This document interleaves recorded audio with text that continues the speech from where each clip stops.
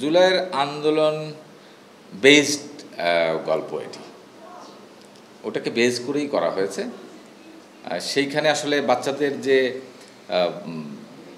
যে ব্যাপক কন্ট্রিবিউশন, তাদের যে ত্যাগ, সেইটা যেমন এক্সপোজ হয়েছে, সেইটার জন্য যারা দায়ী ছিল, মানে তারা কোন লেভেলে দায়ী ছিল, সেটাকে ডিটেলস এক্সপোজ করার চেষ্টা করা হবে এখান থেকে। এই সিরিয়ালের গল্প যেটা, সেটা based on true and false information. এটা প্রধান চরিত্রে অভিনয় করছেন আপনার ফিল্ম স্টার দুজন, পারভেজ এবং মারুফ। আর আমাদের নায়িকা চরিত্রে অভিনয় করছেন জাকিয়া বাড়ি মম। তারা তিনজনেই পুলিশ কর্মকর্তা।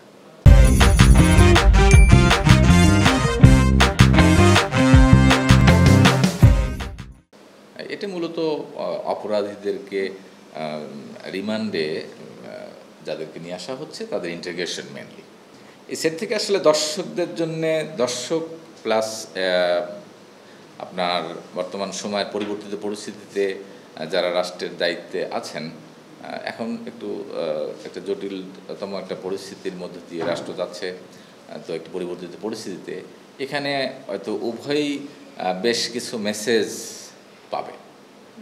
যে যারা সরকারে আছেন তাদের জন্য কিছু মেসেজ আছে, হয়তো তাদের জন্য এটা নাটক আকারে হলেও তাদের জন্য কিছু সহায়ক হতে পারে। এটি আসলে মূলত আসামি যারা বিভিন্ন অভিযোগে অভিযুক্ত, গ্রেপ্তার হবে, তাদেরকে আদালত থেকে তথ্য সংগ্রহের জন্য পুলিশের পক্ষ থেকে রিমান্ড চাওয়া হচ্ছে এবং সেই রিমান্ডগুলো আদালত মঞ্জুর করছেন।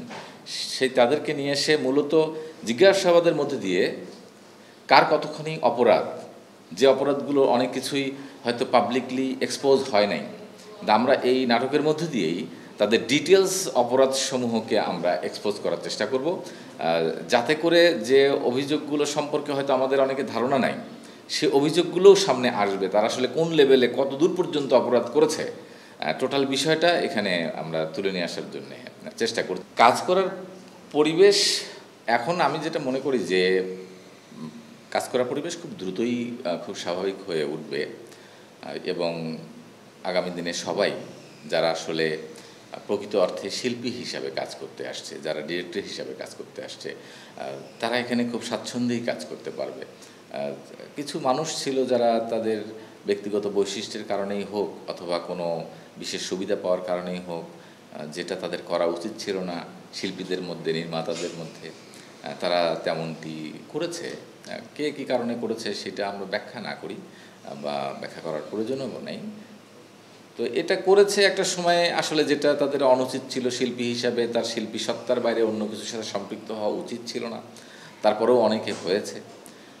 হয়তো রাজনৈতিক প্রেক্ষাপটটাও ওইরকম ছিল, সবাই মনে করেছে যেটা না করলে হয়তো আমরা এখানে খুব সুবিধা করতে পারবো না।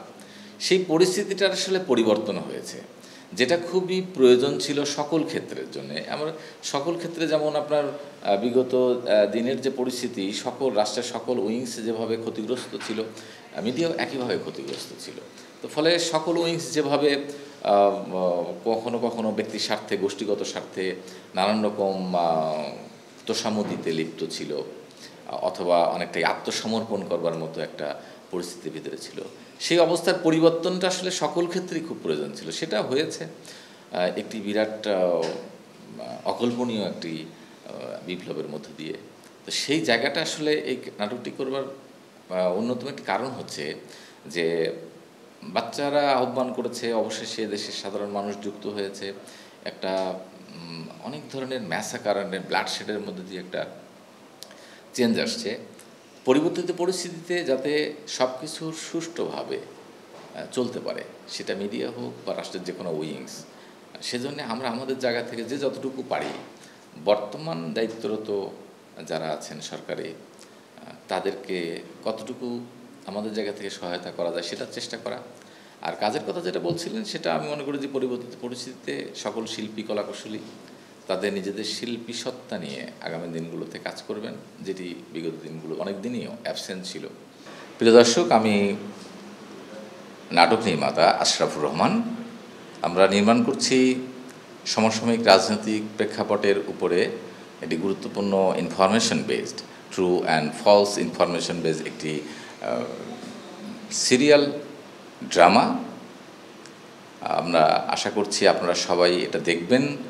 এখানে অনেক ইনফরমেশনের পাশাপাশি অনেক বিনোদনও আপনাদের জন্য থাকবে, এবং আমরা চেষ্টা করব আপনাদের সামনে যথাযথ একটি সুন্দর এবং অনেক একটা স্ট্যান্ডার্ড একটি প্রেজেন্টেশন দিতে। আপনারা সবাই দেখলে আমাদের সেই প্রচেষ্টা সফল হবে।